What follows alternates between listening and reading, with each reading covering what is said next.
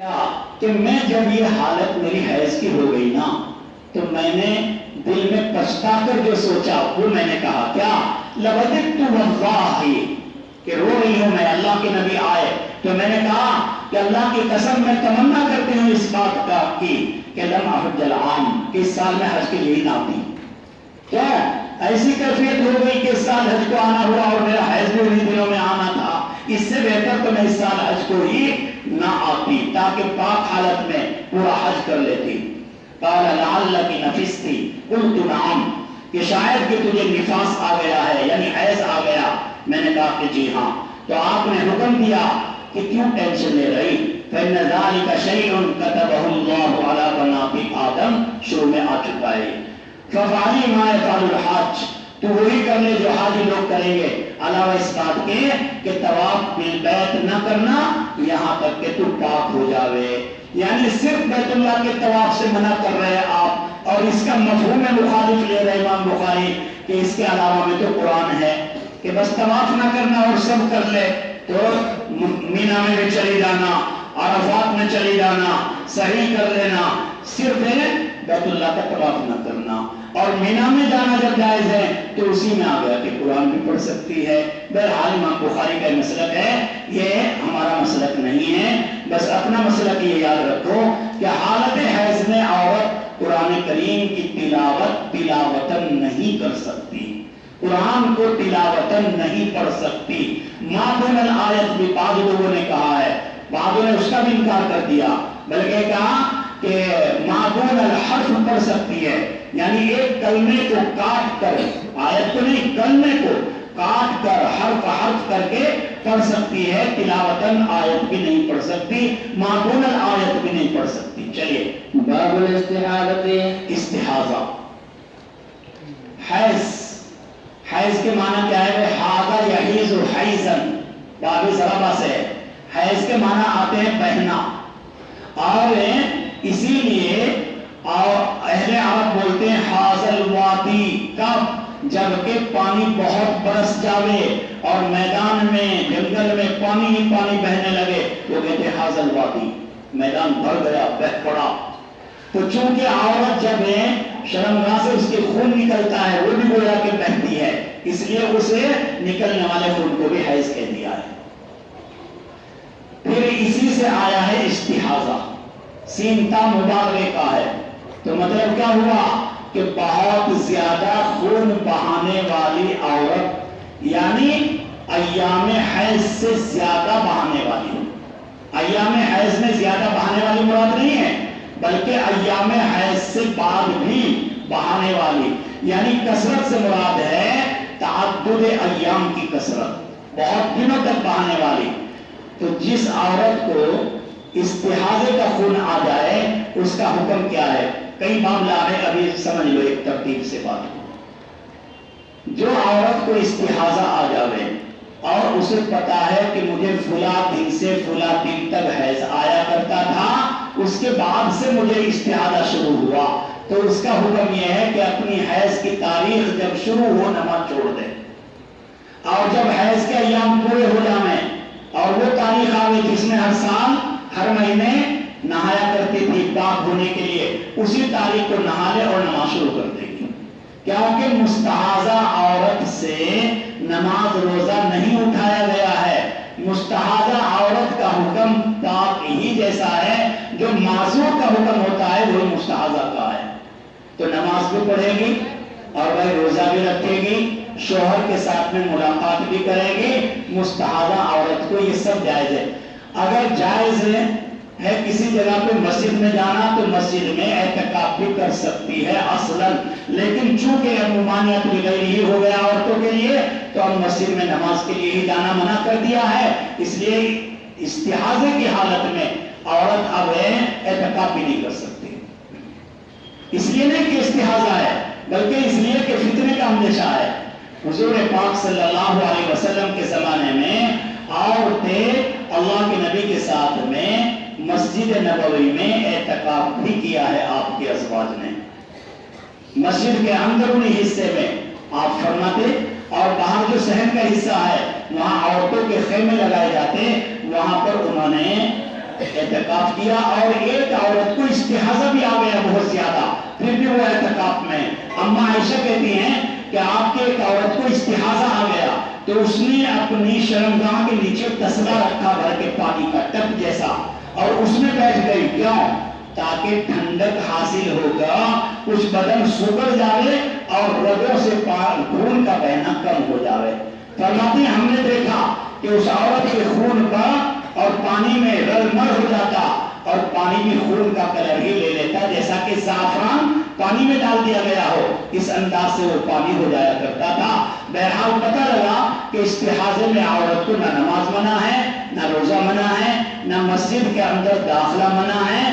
استحاضے کے زمانے میں مسجد میں کوئی گھومنے آئی عورت استحاضہ ہے تو جا سکتی ہے اندر۔ چلیے وبه قال حدثنا عبد الله بن يوسف قال اخبرنا مالك بن هشام عن ابيه عن عائشه رضي الله تعالى عنها انها قالت فاطمه بنت ابي حبيش رضي الله تعالى عنها لرسول الله صلى الله عليه وسلم يا رسول الله صلى الله عليه وسلم اني لا اطهر افاده الصلاه انی لا اطہر۔ فاطمہ بنت ابی حبیش، یاد رکھنا ترمذی میں آئے گی، بڑی بحث ہے، اس کی تفصیل ہے وہاں بہت اچھی۔ تو فرماتی ہیں فاطمہ بنت ابی حبیش حضور کی خدمت میں آئی اور آ کر پوچھا کہ میں پاک نہیں ہوتی ہوں، کیا میں نماز چھوڑ دوں؟ تو اللہ کے نبی صلی اللہ علیہ وسلم نے کہا کہ جو تیرے حیض کے ایام ہیں ان میں چھوڑ دے، اور جب حیض پورا ہوئے تو غسل کر کے نماز شروع کر دے۔ پتہ لگا فاطمہ بنت ابی حبیش جو ہیں وہ معتادہ تھی، جبھی تو آپ نے کہا کہ جب تیرا حیض جانے لگے تو غسل کر لے اور نماز پڑھنا شروع کر دے۔ تو بہرحال پتہ لگا کہ حیض کا خون جو ہے وہ تو عورت کو آتا ہے تندرستی کی وجہ سے، تندرستی کے زمانے میں آتا ہے اور قار رحم سے آتا ہے، اور یہ استحاضے کا خون عورت کو آتا ہے بیماری کی وجہ سے۔ تو لہذا بیماری میں جیسے احکام معذور کے ہوتے ہیں ایسے ہی احکام ہو گئے اس کے بھی کہ شرمگاہ کے راستے سے خون بھی چل رہا ہے اور وضو بھی اس کا معتبر ہے، خون بھی نکل رہا ہے، نماز بھی اس کی معتبر ہے، خون بھی نکل رہا ہے، روزہ بھی اس کا معتبر ہے، کیوں؟ معذور ہو گئی۔ معذور کے احکام الگ ہوتے ہیں دوسری کے مقابلے میں۔ چلیے فقال رسول الله صلى الله عليه وسلم انما ذلك عرق وليس من حيضة فاذا اقبلت الحيضة فترك الصلاة فاذا ذهب قدرها فاغسلي عنك الدم وصلي فغسلی عنک الدم وصلی، کہ کیا کہہ رہے ہیں کہ فغسلی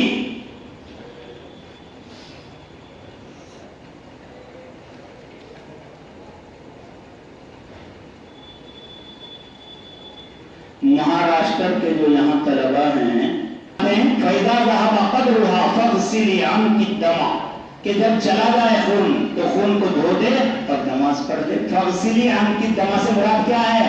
یعنی غسل کر لے اور غسل کر کے اپنی نماز شروع کر دے، کیونکہ استحاضے میں نماز نہیں چھوڑی جائے گی۔ چلیے باب غسل دم الحیض، باب غسل دم الحیض، دیکھو آگے بھی آ رہا ہے باب، دو بات سمجھ لو۔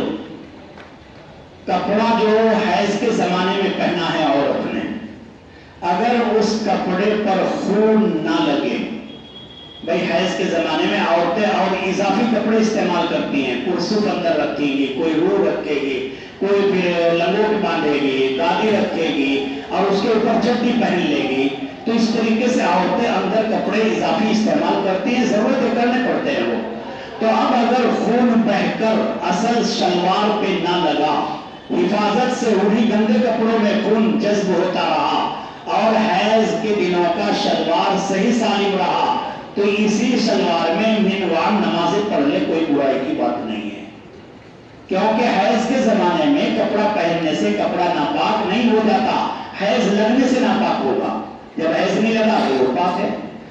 اچھا اگر لگ گیا تو لہذا لگنے کے بعد میں کیا حکم ہے؟ جہاں لگا ہے داغ دھبا اسی کو دھو لو اور پھر نمازیں شروع کر لے، ساری شلوار میں دھونے کی ضرورت نہیں ہے۔ کیسے دھوئے گی اس کے دھونے کا تھوڑا اہتمام بتایا ہے، غسل حیض کا بھی اہتمام بتایا، دو چیزیں الگ بتائی، اور دھونے میں بھی کپڑے کے دو چیزیں الگ بتائی۔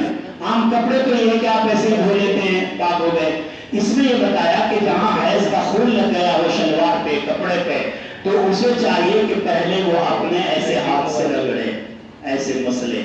پھر یہ اس زمانے کی بات ہے جب کم کپڑا تھا. آپ سوچیں گے یہ کیسے کرتی تھی صحابیات. آگے روایت میں آ رہا ہے کہ آپ نے فرمایا کہ پہلے اس کو ایسے کر بریقھا اپنے تھوک سے اس کو مسل دے.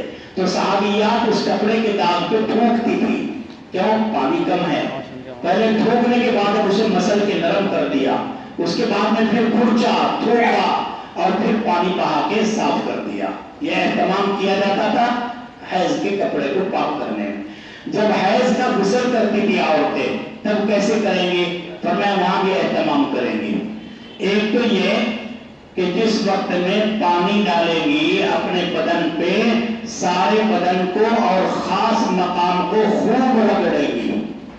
خاص مقام کو سارے بدن کو رگڑے گی. جنابت کے غسل میں رگڑنے کا حکم نہیں ہے, یہاں حکم ہے. کیوں؟ کیونکہ جو داغ خون کے ادھر ادھر لگے ہیں شرمگاہ میں وہ صاف ہو جائیں.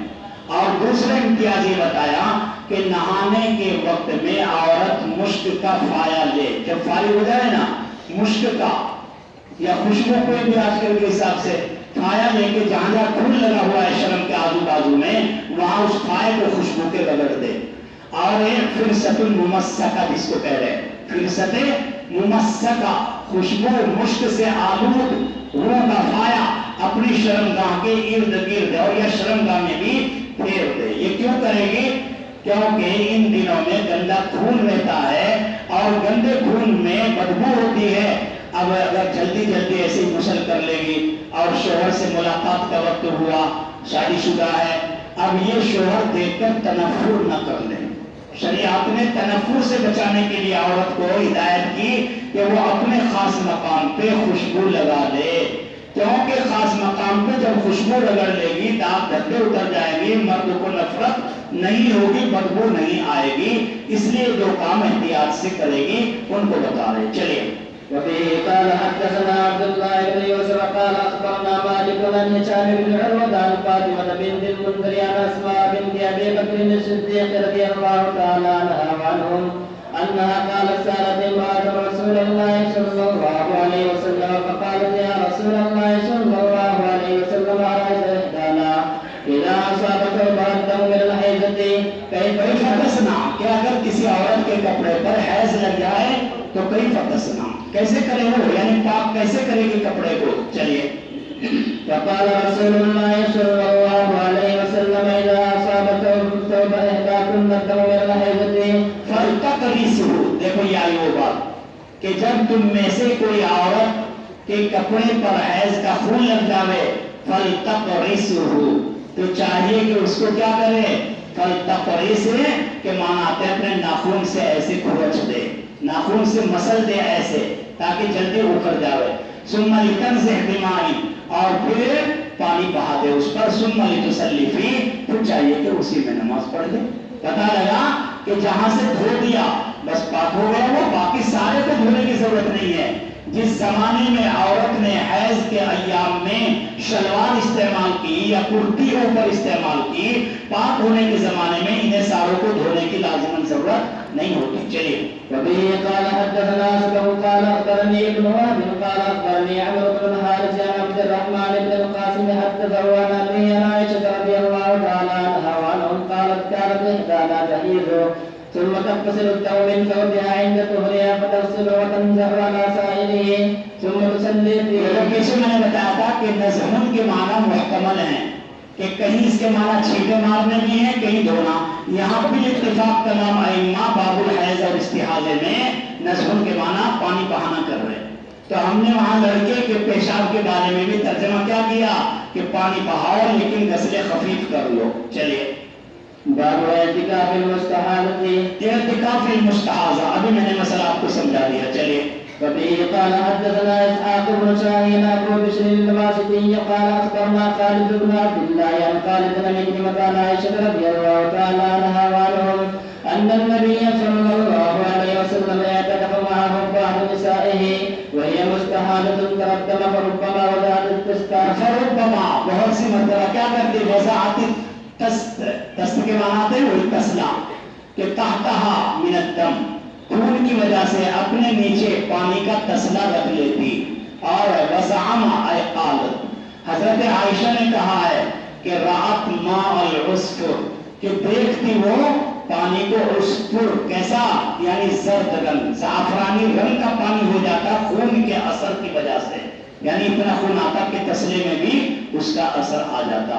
فقالت کأن هذا شيء كانت فلانة تجدہ، تو فرماتی ہیں اما عائشہ، کہتے ہیں کأن هذا شيء، گویا کہ یہ تو ایسی چیز ہے کہ جو فلانی دیکھا کرتی تھی، فلانی پایا کرتی تھی، یعنی کسی اور عورت کی طرف اشارہ کیا کہ وہ بھی ایسے بیٹھتی تھی تسلے میں اور اس کا خون بھی استحاضے کا پانی میں مل جایا کرتا تھا. چلیے. وبه قال حدثنا قتيبة حدثنا يزيد بن زريع عن خالد بن عكرمة عن عائشة رضي الله تعالى عنها قالت اعتكفت مع رسول الله صلى الله عليه وسلم امرأة من أزواجه وكانت تقدم السفرة والتست تحتها وهي تصلي. کوئی روایت ہے سند الگ ہے کہ اپنے نیچے پانی کا تسلا رکھ لیتی تھی. بتانا یہ چاہ رہے کہ مسجد میں مستحاضہ داخل ہوا کرتی تھی. اب کیوں نہیں ہوگی داخل؟ مستحاضہ اب بھی ہو جائے گی. مان لو گھومنے آئی عورت، مسجد رشید دیکھنے آئی ہوئی ہیں عورتیں، اور کسی کا شوہر بھی ساتھ میں ہے عالم، اور اسے پتا ہے میری عورت کو مستحاضہ ہے، استحاضہ آ رہا ہے، تو لے جاؤ نہیں لے جاؤ اندر؟ لے جا سکتا ہے، کیونکہ استحاضہ مانع نہیں ہے دخول مسجد کے لیے. مسجد میں جا سکتی ہے استحاضے کے زمانے میں، استحاضہ مانع نہیں. دیکھو ایک ناپاکی تو ہے حیض کی، ایک ناپاکی ہے نفاس کی. یہ دونوں ناپاکیاں اصلی ناپاکی ہیں، ان میں نہیں جا سکتی عورت مسجد میں. لیکن استحاضے کی ناپاکی عارضی ناپاکی ہے، اس لیے اس میں مسجد میں بھی جا سکتی ہے، صحبت بھی کر سکتی ہے مرد کے ساتھ، اور روزہ بھی رکھ سکتی ہے، کیونکہ یہ عارضی ناپاکی ہے. چلیے. وبه قال حدثنا مسدد حدثنا معتمر عن خالد بن عكرمة عن عائشة رضي الله تعالى عنها وعنهم أن بعض أمهات المؤمنين اعتكفت وهي مستحاضة. چلیے. باب هل تصلي المرأة في ثوب حاضت فيه. هل تصلي المرأة، چھوٹا سا مسئلہ جو ابھی سمجھا دیا کہ جس کپڑے میں، جس شلوار میں عورت کو حیض چالو رہا، یعنی حیض شلوار پہ لگا نہیں، چالو رہا اس میں، لیکن اندر کپڑا نیکر ویکر چڈی بڈی انڈر گراؤنڈ پہن رکھے ہیں، تو ان میں اندر کھپتا رہا خون، تو یہ جو شلوار پہن کے رکھی ہے پاک صاف ہے، تو اس میں ہی بعد میں کپڑے میں اپنی نماز پڑھنی چاہے کوئی بات نہیں. بہت سے عورتوں کے وساوس ہوتے ہیں کہ نہیں یہ تو میں نے ان دنوں میں پہنا ہے، اس کو دھوئے بغیر کیسے اس میں نماز پڑھ سکتی ہوں؟ ایسا مسئلہ نہیں ہے، اس کو بتا رہے. چلیے.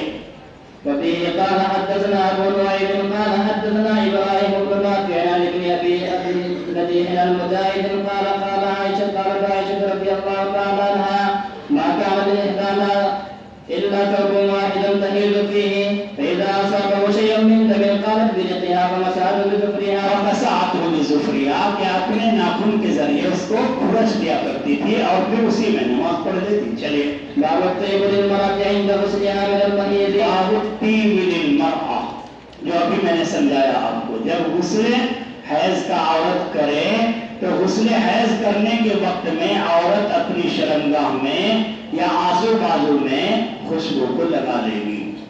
یہاں جو روایت لا رہے ہیں نیچے، روایت میں غسل حیض کے بعد یا غسل حیض کے وقت خوشبو لگانے کا ذکر نہیں ہے. غسل حیض کے وقت یا غسل کہیں کے وقت میں، استحاضے کے بعد میں یا حیض کے بعد میں غسل کرتے وقت میں خوشبو لگانے کا تذکرہ نہیں ہے. دوسری روایت لاہیں معتدہ کے بارے میں کہ اگر کوئی عورت عدت کے زمانے میں ہے اور عدت کی حالت میں اس عورت کو حیض آ جاوے تو حیض سے پاک ہونے کے وقت عدت کے زمانے میں بھی کہہ رہے کہ وہ عورت اپنی شرمگاہ میں خوشبو لگا لے.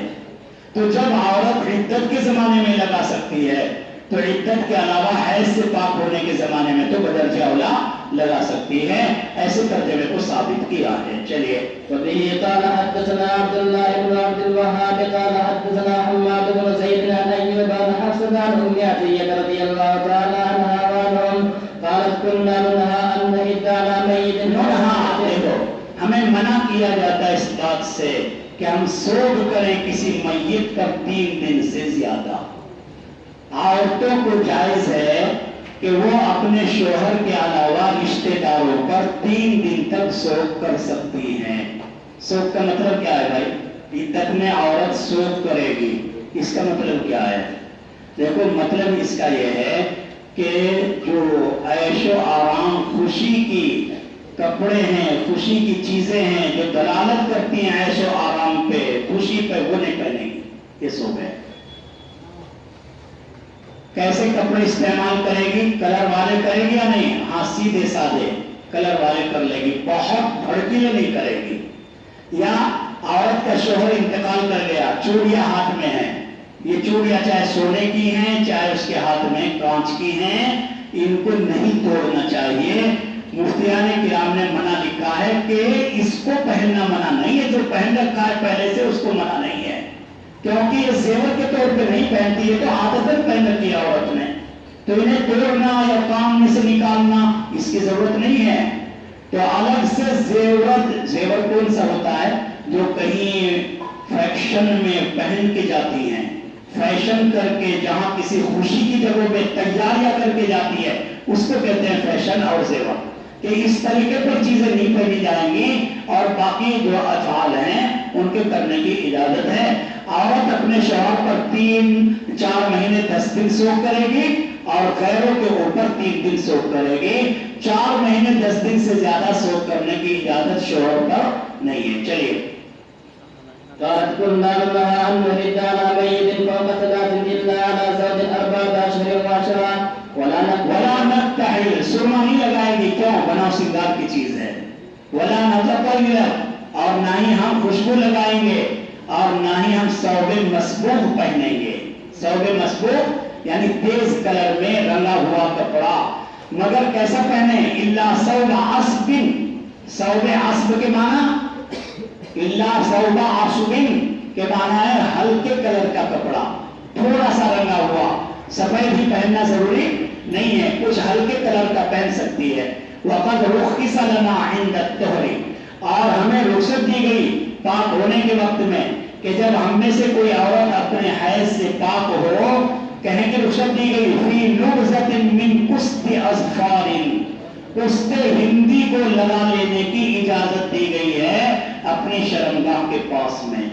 قسط ہندی سے مراد ہے آج کے زمانے میں سمجھ لو کہ جیسے قسط ہندی کہتے ہیں مشک کو، خوشبو. قسط ہندی ایک طرح کی خوشبو، کہ خوشبو لگانے کی ہمیں اجازت دی گئی تھی. تو آج بھی عورتیں اپنے زمانے میں اپنے علاقے میں جس خوشبو پر وہ قادر ہیں اس کو لگانے کی اجازت ہے.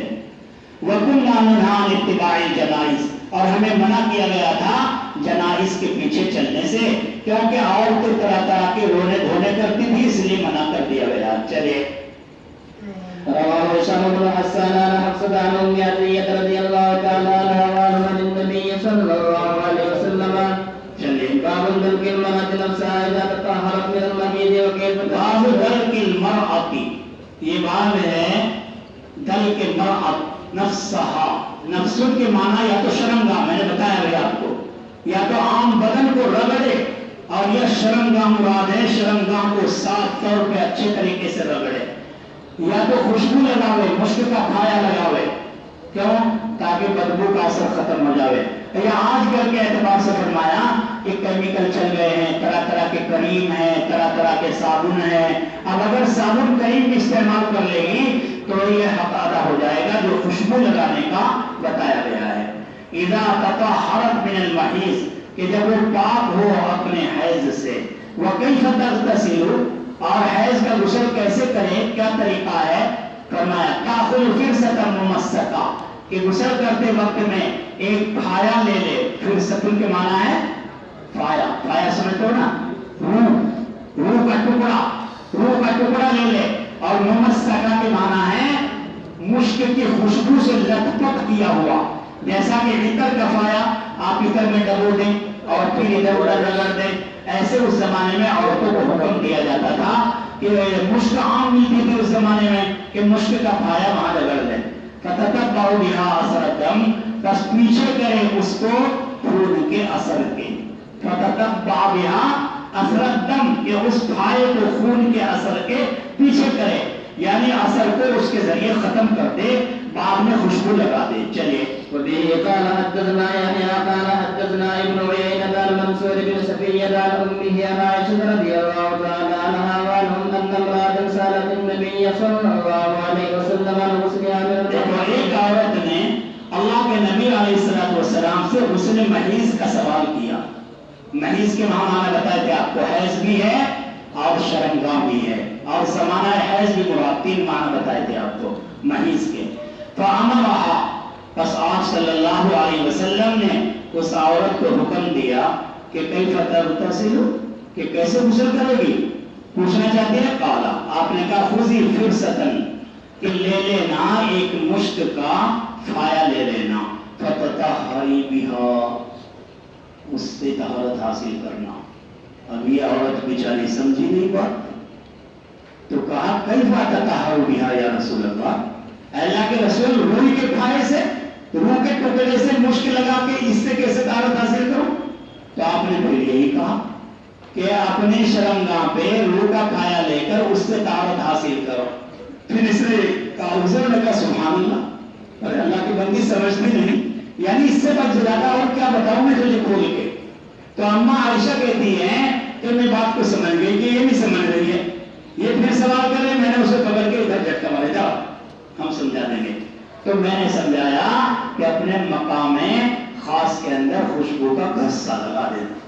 سمجھے کہ میں نے کہا اپنے مقام خاص میں خوشبو کا پھایا لے کر رگڑ دینا، یہ مراد ہے حضور پاک صلی اللہ علیہ وسلم کی.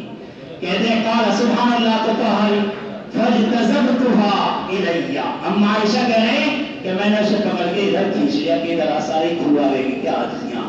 فقلت، میں نے کہا تتبعی بہا اثر الدم، کہ اس پھائے کو کھول کے اثر کے پیچھے کر دینا، یعنی مٹا دینا داغ دھبے کو خوشبو کے ذریعے. چلیے. باب غسل المحیض، غسل محیض یعنی حیض کا غسل یا غسل محیض دونوں پڑھ سکتے ہیں، دونوں عبارت لکھتے ہیں آپ. محیض یعنی شرمگاہ کو دھونا، کیسے دھویا جائے گا، اور یا غسل حیض کیسے کیا جائے گا، جو ابھی آپ کو بتایا. چلیے. وبه قال حدثنا مسلم قال حدثنا وائل قال حدثنا منصور عن امه عن عائشة رضي الله تعالى عنها وعنهم ان امرأة من الانصار قالت للنبي صلى الله عليه وسلم كيف اغتسل من المحيض، کیف اغتسل من المحیض، اللہ کے نبی جب حیض سے ہم پاک ہوں میں تو کیسے غسل کریں کیونکہ بڑی گندگی ہوتی ہے. قال خذی، آپ نے یہ بھی کہا کہ فرصت ممسکہ لے لینا، اور وتوضئی ثلاثاً، اور 3 مرتبہ اس کو دھو دینا. توضئی ثلاثاً سے مراد کیا ہے کہ اس کو 3 مرتبہ اپنے مقام خاص پہ غصہ لگا دینا، رگڑ دینا. ثم ان النبی صلی اللہ علیہ وسلم، اما عائشہ کہتی ہیں کہ پھر اللہ کے نبی استحیا، اس سے حیا کرنے لگے. آرز بوجہی، پھر آپ نے اپنا چہرہ گھما لیا. راوی کو شک ہے یا تو توضئی ثلاثاً کہا اور قال توضئی بہا، یا آپ نے توضئی بہا کہا.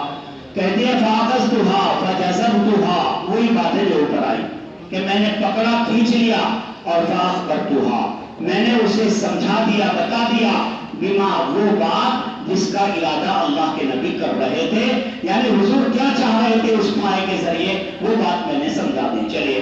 باب انتشاط المرأة عند غسلها من المحيض، انتشاط المرأة عند غسلها من المحیض، جب حیض سے عورت پاک ہو جاوے غسل کر لے. دیکھو حیض سے غسل تو بتا دیا، ایسے ایسے کر لے گی.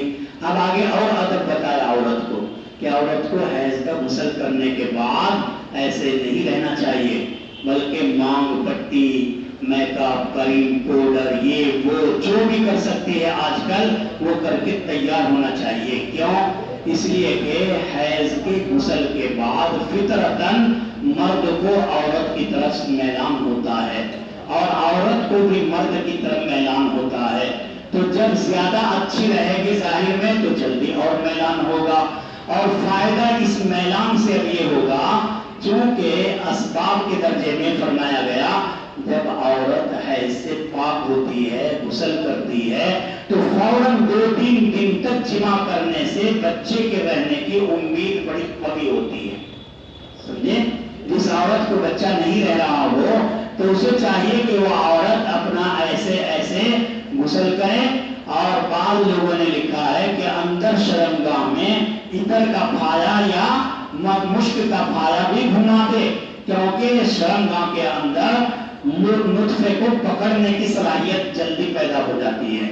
اور پھر اب غسل کے بعد میں ایام 3-4 دن تک کے بڑے قیمتی ہیں بچے کا حمل رہنے کے اعتبار سے. تو صاف ستھری رہے گی تو ہی تو آدمی آئے گا قریب میں جمع کرنے کے لیے، تو بچے کے بھی رہنے کے امکانات ہیں.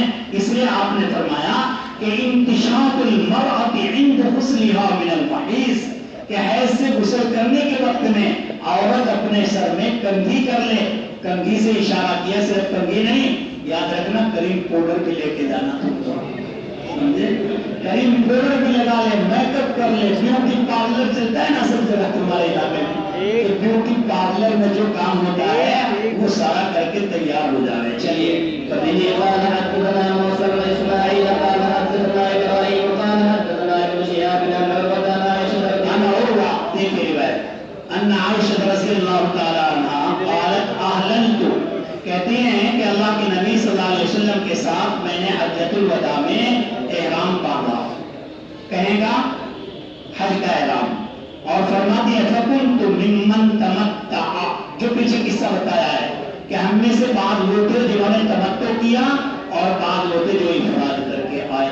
جو ہدی لے کر آئے تھے ان کے بارے میں تو حکم کیا بتا دیا کہ وہ اپنے احرام کو نہیں کھول سکتے، اور جو ہدی نہیں لایا اسے اجازت دے دی آپ نے کہ اپنا عمرہ کر کے احرام سے نکل جاؤ، اور یوم الترویہ کو پھر اثر نو احرام باندھ لو. اما عائشہ کا چونکہ مسئلہ الجھ گیا تھا، آپ کو حیض آ گیا، آپ نے نہ تو عمرہ کر سکی اور نہ ہی آپ فوراً جا کے اللہ کے گھر کا طواف کر سکی. کیوں؟ آپ نے چونکہ ممانعت فرما دی کہ حیض کے زمانے میں عورت مسجد میں نہیں جا سکتی ہے، اس کو بتا رہے. فقال لها رسول اللہ صلی اللہ علیہ وسلم، آپ نے جب دیکھا کہ رو رہی ہیں تو آپ نے کہا کہ رونے کی بات نہیں ہے، ان کو سے راہ سکی، اپنے سر کو کھول دے، منڈیا کھول دے اپنا سر، کیونکہ پراگندہ ہو گیا تھا نا کہ یہ اور دن ہو گئے ایسے چلے ہوئے ہیں سفر میں احرام باندھ کے، اس کو سارے کو کھول دے. اور کھولنے کے بعد میں پھر اپنے سر کو اچھا کر لے، وم تشدی اور کنگھی کر لے، وم سے کی عن عمرہ کی، اور اپنے عمرے سے رکی رہے. کہتی ہے ففعلت، بس میں نے ایسا ہی کیا. فلما قضیت الحج، جب حج ہے میں نے پورا کر لیا اپنا، اور تمام صحابہ نے اپنے افعال پورے کر لیے، اور اللہ کے نبی صلی اللہ علیہ وسلم لیلۃ الحسبہ، حسبہ کہتے ہیں وہ سنگریزی یعنی کنکریلا میدان جہاں پر کفار نے صحابہ کرام کے خلاف قسمیں کھائی تھی، اس جگہ کو کہتے ہیں حسبہ، مقام حسبہ، محسب بھی کہتے ہیں اسی کو. تو لیلۃ الحسبہ سے مراد ہے کہ 13 ذی الحجہ کو اللہ کے نبی عصر مغرب عشاء میں مقام حسبہ میں پہنچ چکے ہیں. کیوں؟ مدینہ جانا ہے، بس حج تو پورا ہو چکا 12 کی شام تک. تو مجھے اللہ کے نبی نے لیلۃ الحسبہ میں کہا عبد الرحمن ابن عوف، عبد الرحمن رضی اللہ تعالیٰ عنہ کو کہ جاؤ اپنی پھوپھی کو مقام تنعیم پہ لے جاؤ اور وہاں جا کے ان کا احرام بندھواؤ عمرے کا اور انہیں عمرہ کروا دو. دیکھیے کیا کہتے ہیں، فلما قضیت الحج، جب میں نے اپنا حج پورا کر لیا تو امر عبد الرحمن لیلۃ الحسبہ، حضور نے عبد الرحمن کو لیلۃ الحسبہ میں حکم دیا. فأمرنی من التنعیم، انہوں نے مجھے عمرہ کرایا مقام تنعیم سے، میرے اس عمرے کی جگہ پر جو میں نے چھوڑ دیا تھا. نیچے لکھا ہے اے احرمت بہا، جس کا میں نے پہلے سے احرام باندھا تھا نا، اس کی جگہ پہ میں نے عمرہ قضا کیا. چلے باب نقض المرأة شعرها عند غسل المحيض. باب نقض المرأة شعرها عند، پھر جو میں آپ کو چھٹی نہیں دوں گا، دیکھ لو میں خود ہی جان کے جتنا ٹائم تقاضا کرے گا. غسل حیض کے وقت میں عورت اپنے بالوں کو کھولے گی یا نہیں، بس ایک مسئلہ ہے چھوٹا سا، ہدایت میں پڑھ رکھا ہے آپ نے. کیا؟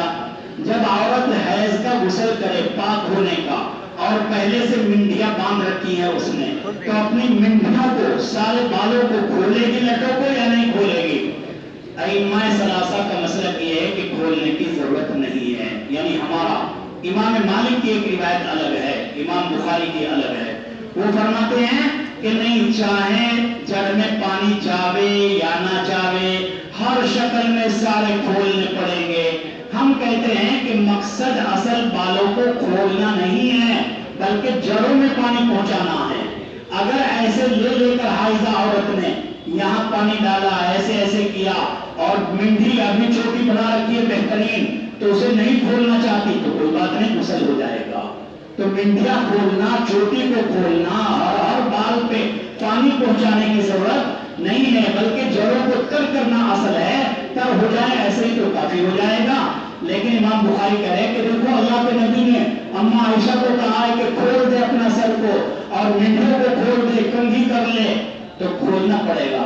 ہم نے کہا اما عائشہ کو تو یہ حالت حیض کے بیچ میں حکم دیا حضور نے یہ حکم غسل کے وقت میں دیا ہے، یہ تو بیچ میں دیا ہے، بڑا گندگی کو دور کرنے کے لیے دیا ہے، تو یہ طہارت نہیں دیا آپ نے. تو لہذا طہارت کے اعتبار سے منڈیا کھولنے کی ضرورت نہیں ہے. چلیے. وبه قال حدثنا عبيد بن اسماعيل قال حدثنا ابو اسامه عن هشام بن ابي عائشه رضي الله تعالى عنها قالت خرجنا موافقا لهلال ذي الحجه قال رسول الله صلى الله عليه وسلم من احب ان يهل بعمره فليهل فاني لولا اني اهديت لأهلت بعمرة فأهل بعضهم بعمرة وأهل بعضهم بحج وكنت أنا ممن أهل بعمرة فأدركني يوم عرفة وأنا حائض فشكوت إلى النبي صلى الله عليه وسلم. اما عائشہ کہہ رہی کہ میں نے اللہ کے نبی سے شکوہ کیا، بار بار آ رہی ہے روایت. فقال دعی عمرہ کی، آپ نے کہا کہ کوئی ٹینشن نہ لے، اپنے عمرے کو چھوڑ دے. وانقضی رأسکی، یہ دیکھو یہ کہہ رہے وانقضی رأسکی وانتشطی. امام بخاری اس سے استدلال کر رہے ہیں. ہم یہ کہتے ہیں کہ یہ طہارت نہیں ہے حکم، یہ ارشادن دیا ہے آپ نے، اور آپ نے فرمایا کہ اپنے حج کا احرام باندھ لے. ففعلت حتی اذا کان لیلۃ الحسبہ، جب لیلۃ الحسبہ آئی تو مجھے بھیجا عبد الرحمن ابن ابی بکر کے ساتھ میں. فخرجت الى التنعیم فاحللت بعمرۃ مکان عمرتی، کہ میرا جو عمرہ تھا اس کی جگہ پہ میں نے دوبارہ عمرہ کیا. قال ہشام ولم يكن في شيء من ذلك هدي، کہ نہ ان کے پاس ہدی تھی، نہ انہوں نے روزہ رکھا،